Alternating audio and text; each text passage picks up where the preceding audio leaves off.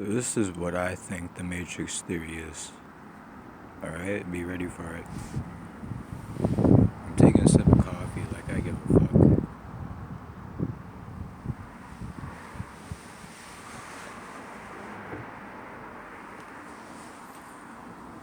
The Matrix theory can be classified as a theory. Anything can be classified by anything, okay? Life is subjective, let me just say that. Now when you classify something, you categorize it in a way. Everything that I'm saying, doing, and speaking about is a complicated measure. Okay? Very complicated. You know what I mean? But when you're in the Matrix, it's a mental state. It's a common cliche daily living state. It's a state where if I get in depth with it too much, I might just slur my words and fuck up, and so. David Icke talks about vibrations and frequencies, and I didn't just watch one video, I've watched a couple of his videos, and I've read a book online a long time ago. A page or an excerpt from it. There's more to life than frequency and vibration, too. When you're stuck in a daily living state, tying into the Matrix mind state, it is a trap. Now you can take this for what you want, like I'm just some dude who doesn't do shit with his life literally and all this shit. But you know what, I got something to say, so I'm gonna say it. You live like an average person, for one.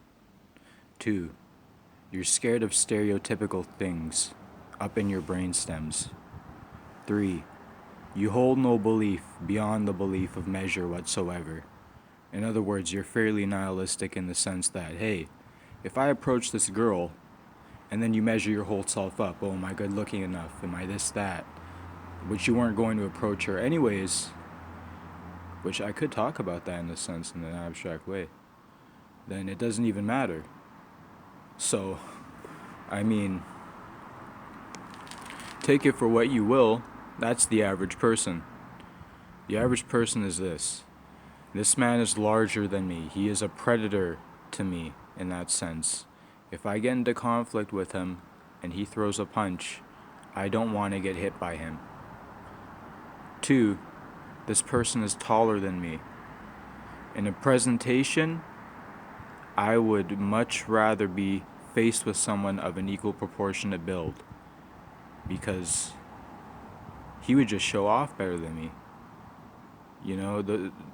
And I could go on to 3, 4, 5, 6, 7, 8, 9, 10, 11, 12, and infinity on the stereotypical mind of an average human being, but I'm not going to do that.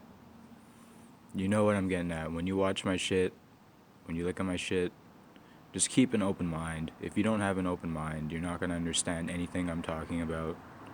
In fact, that's my problem, is that I'm not driven on bringing out sources. I'm driven on bringing out and pushing out my own existence of whatever the fuck it is that I'm trying to do with. So that's just what it is. Now, as for me, an explanation of those things, the stereotypes of the human mind, I don't give a rat's ass if you're bigger than me, taller than me, stronger than me, smarter than me, whatever than me, because I have achieved a state of zen in my soul to where I can just be myself and act 100% to what I want to do. You know what I mean? That's just me. I don't show no fear in front of the good Lord that might be watching us fucking... No, man. There ain't no Lord to me watching over my fucking back. If a bullet come and aim at me, it's gonna hit me. Or it's gonna miss me. That's what's gonna happen. That's the analogy right there. Think about what I just said and study that.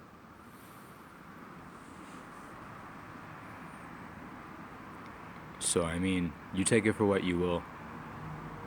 It's all mental states nowadays, in this day and age. Even in the ancestral realm of, let's just say, 500 AD, or some bullshit like that. I don't even know the BCs, the AD, the CS, the whatever you call that shit. But I'm just saying, it's all head games now, boy. That's all it is. You know what I mean?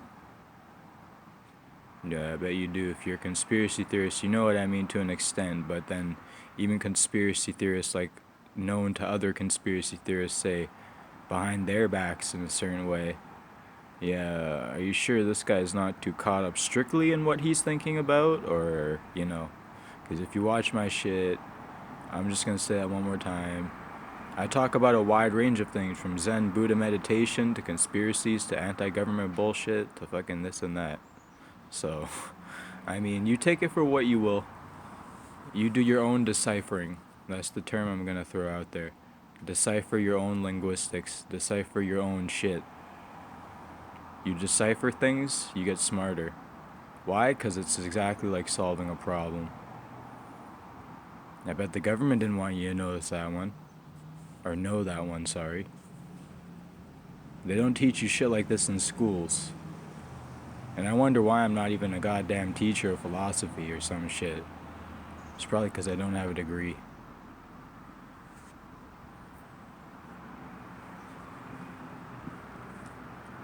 Whatever though, I'm more fascinated with my body moving in tune with the ways of ninjutsu than fucking, you know, trying to save the world. Because you can't save the world.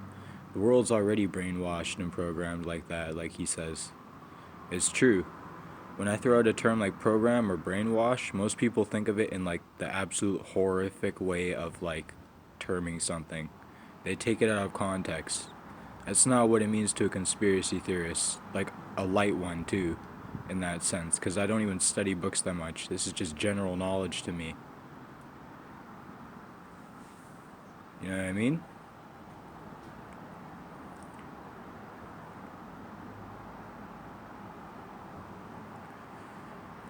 I mean, hey, you know,